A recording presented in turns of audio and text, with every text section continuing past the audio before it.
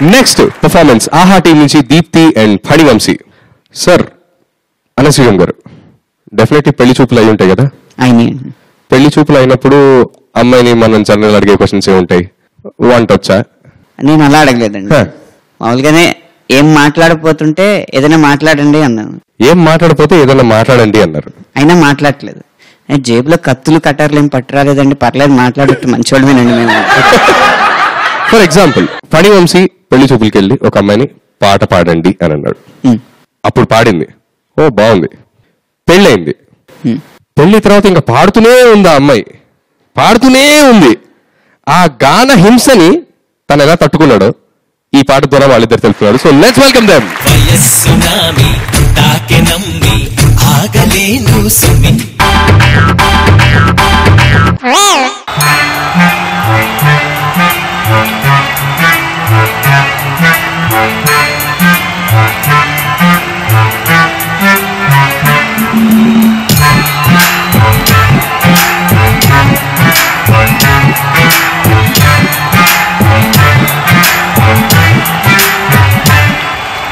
తెలుసు నాకు గొంతు రేపు పాడితే నాకు షాకు, అలుస్సు నీకు వదిలిపోకు పాట వింటే షేకు, కొంగురు కంగారు అరుపులతోటి ఓ అలజడి చెయ్యకు చిందులు వేసి, బంగారు కూతల కోయిల నేను సింగింగ్ అంటే పడిచేస్తాను. వామ్మో ఆ వేసై గాడిద గాత్రము, అమ్మో నోర్మూసైలే నువ్వు కొంచెము.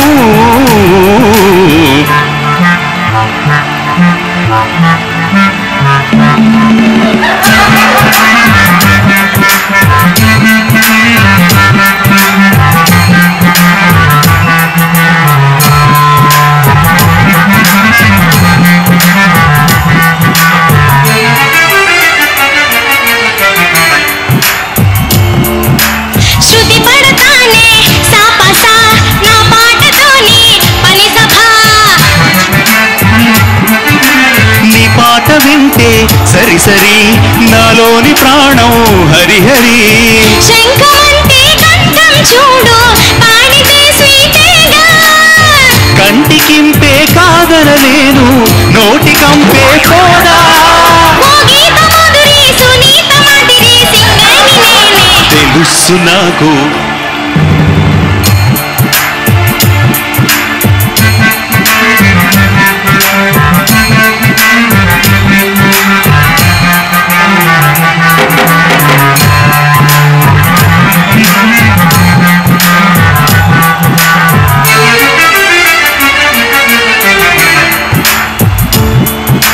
కళ్ళుక్కు మందే గుండెలో బ్లడ్డే వస్తోందే చెవులలో, టాలెంట్ నాలో దాగదు ఎంత అప్పుకున్నా ఆగదు, వాయిస్తోనే కూని చేసే లేడీ కిల్లర్ నువ్వే, చాయిస్ నీకు లేనే లేదోయ్ పారిపోకే నువ్వే, నీ పాత కామెడీ నా లైఫ్ ట్రాజెడీ పాడొద్దే నువ్వు, అలుస్సు నీకు తెలుసు నాకు గొంతు రేకు పాడితే నాకు షాకు, అలుస్సు నీకు వదిలిపోకు పాట వింటే షేకు, కొంగురు గంగరు అరుపులతోటి ఓ అలజడి చెయ్యకు చిందులు వేసి, బంగారు కూతల కోయిల నేను సింగింగ్ అంటే పడిచేస్తాను. వామ్మో ఆ పేసై గాడిద గాత్రము, అమ్మో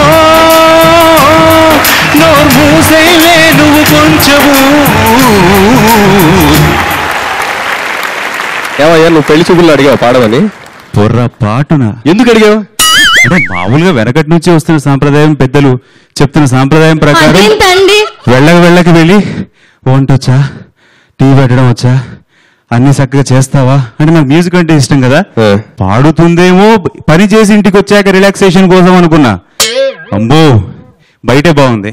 అదేంటండి, అప్పుడు బాగానే పాడాను మీకోసం, పాడి పాడి నా గొంతులో అయిపోయింది. లేదు, నువ్వు ఇలా లిప్ మూమెంట్ ఇచ్చుంటావు, మీ అమ్మ పాడుంటుంది.